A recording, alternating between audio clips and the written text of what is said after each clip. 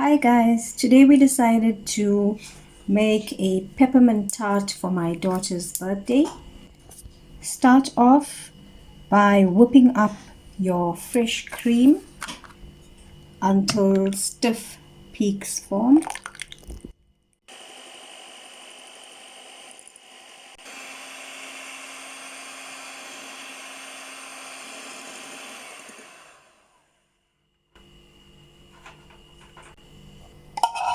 In a separate bowl, whip up the caramel treat as well.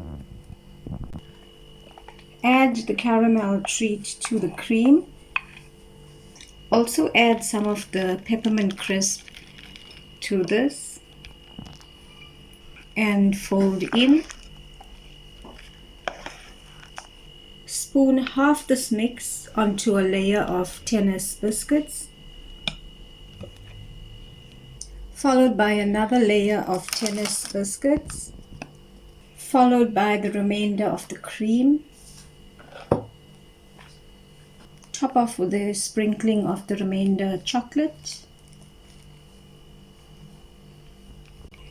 Now let this set in the fridge overnight.